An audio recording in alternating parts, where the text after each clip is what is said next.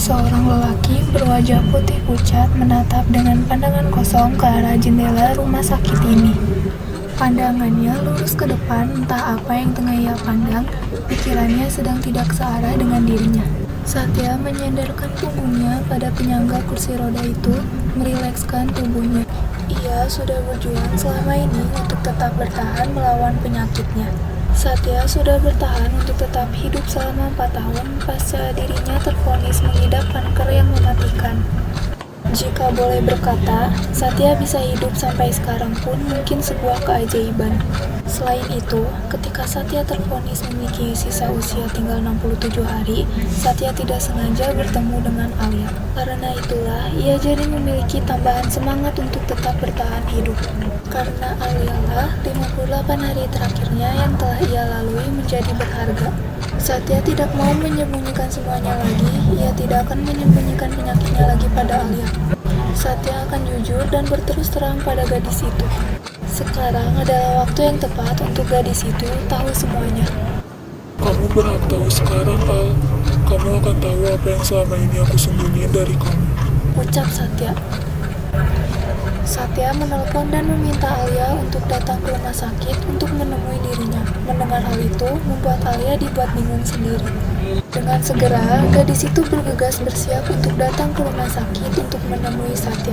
Mungkin lelaki itu sudah menunggu dirinya sekarang.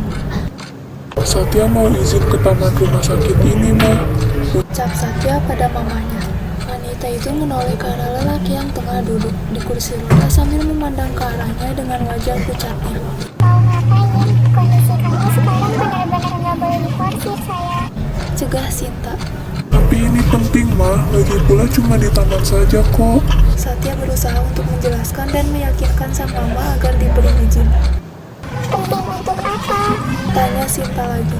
Untuk ketemu Alia, Satya rasa Alia berhak tahu semuanya sekarang. Satya nggak mau bikin dia sedih karena tahu kalau Satya itu punya penyakit yang mematikan. Karena Satya tahu, awalnya kehidupan dia saja sudah menyedihkan. Jadi sekarang, Satya rasa ini adalah waktu yang pas buat Alia tahu semuanya. Jadi, tolong izinin Satya untuk ketemu dia dan bilang semuanya sama dia ya, Ma. Jawab Satya. Kalau itu yang terbaik buat saya, Mama nggak akan lari. Ucap Sinta. Satya tersenyum ke arah mamanya, memandang mamanya dengan tatapan tulus dan rasa terima kasihnya. Makasih ya, Ma. Satya akan menuruti pesan mamanya, ia tidak akan membantah. Mamanya sudah memberikan izin padanya untuk keluar selama 15 menit, jadi Satya juga harus menuruti kemauan dari pesan sang mama. Lelaki itu belum menyadari kehadiran Alia. Gadis itu kini sudah berdiri tepat di belakang kursi roda lelaki tersebut. Satya, Alia memanggil lelaki itu untuk memastikan. Hai Al, kamu pasti kaget ya? Tapi, ini adalah aku yang sebenarnya, Al. Ada sesuatu yang ingin aku omongin sama kamu hari ini. Aku sudah pernah bilang sama kamu kan, kalau suatu saat nanti aku akan jujur tentang semuanya sama kamu. Ini juga kemauan kamu, Al, untuk aku jujur. Aku minta maaf karena selama ini aku selalu nyembunyiin ini semua dari kamu. Tapi sebelum aku mulai ngomong untuk jujur, aku minta sama kamu untuk gak nangis ataupun marah sama aku ya, Al. Ucap Satya. Sebenarnya ada apa, Sat? Dan kamu kenapa? Tanya Alia. Al, sebenarnya aku punya penyakit.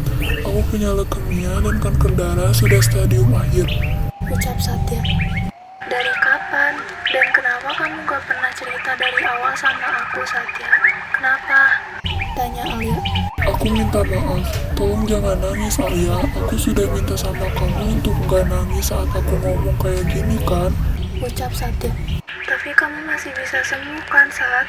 Masih bisa sembuh kan? Bilang sama aku kalau kamu bisa sembuh. Kamu pernah bilang kalau kamu itu superhero-nya aku. Kamu juga pernah janji kalau kamu selalu ada untuk aku. Jadi kamu harus sembuh. Lagi-lagi Alia tidak dapat menahan dirinya untuk tidak menangis.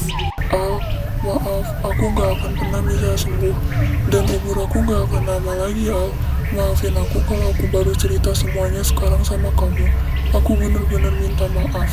Ucap Satya. Kenapa takdir Tuhan jahat pada Alia? Rasanya tidak adil sekarang. Ini gak mungkin Satya. Lirih Alia. Al, aku sudah harus balik ke ruangan aku sekarang. Aku nggak punya banyak waktu lagi untuk ngomong sama kamu. Cuma omongan tadi yang ingin aku sampaikan ke kamu. Mungkin di pertemuan kita sekarang, kamu nangis karena aku, tapi aku mau di pertemuan kita selanjutnya, kamu jangan nangis lagi ya.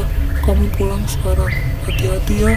Ucap Satya. Hembusan angin malam menerpa wajah cantik seorang gadis yang tengah duduk diam di balkon kamarnya, sambil menatap ke arah langit malam.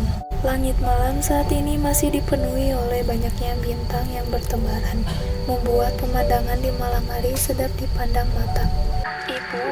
Ibu ada di sana ya?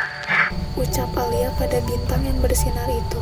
Alia masih mengingat dengan jelas perkataan Satya, bahwa bintang yang paling bersinar itu adalah penjelmaan untuk orang yang telah tiada. Mereka bersinar itu artinya sedang tersenyum ke arah kita. Bu lagi lihat Alia sekarang kan? Bu, Alia harus gimana sekarang? Satya satu-satunya orang yang Alia punya. Apa Alia harus kehilangan orang yang Alia sayang lagi? Alia menghentikan sejenak ucapannya. Satya hadir di hidup Alia saat itu. Ternyata dia ngorbanin sisa usianya demi Alia, Bu. Dia benar-benar malaikat. Satya malaikat berwujud manusia yang Tuhan kasih untuk Alia. Ucap Alia sambil tersenyum getir. Keesokan harinya, Alia berjalan dengan perlahan menuju sebuah taman yang dulunya menjadi taman favorit yang sering dikunjungi olehnya dan Satya. Alia duduk di kursi bangku tersebut.